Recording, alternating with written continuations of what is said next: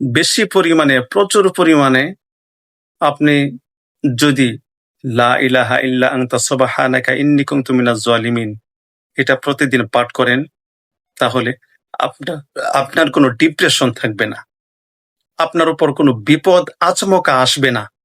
এবং এর সাথে সাথে দুরূদ পাঠ করতে হবে বেশি বেশি। যারা রাতের বেলায় ঘুমের মধ্যে ভয় পেয়ে যান, দুঃস্বপ্ন দেখেন, খারাপ স্বপ্ন দেখেন, দেখে ভয় পান, শোয়ার সময় আয়াতুল কুরসি একবার পাঠ করে বুকের মধ্যে ফু দিয়ে ঘুমিয়ে থাকবেন। ইনশাল্লাহ আপনি সারাটা রাত নিরাপদে থাকবেন।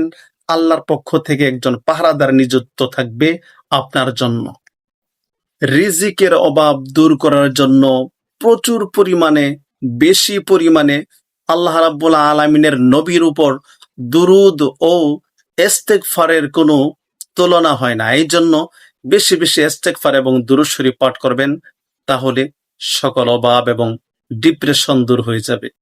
বেশি বেশি, প্রচুর পরিমাণে নামাজের সাথে সাথে বেশি করে ইস্তেগফার পাঠ করার এতটুকুই ফজিলত, সমস্ত ফজিলত বর্ণনা করে কখনো শেষ করা যাবে না।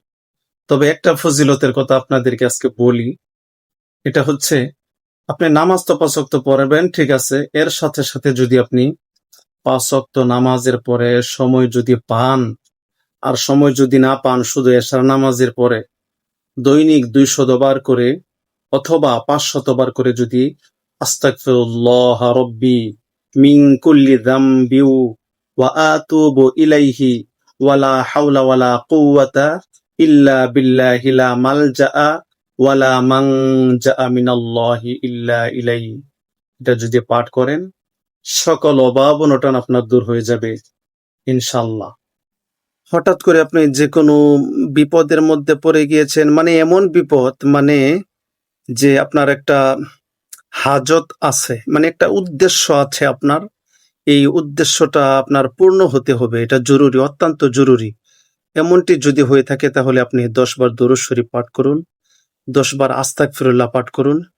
পাঠ করার পরে রাত 1টা অথবা 2টার সময় জায়নামাজের মধ্যে বসে আপনি ইয়া কাদিয়াল হাজাত, আল্লাহুম্মা ইয়া কাদিয়াল হাজাত একটানা 1000 বার পাঠ করুন।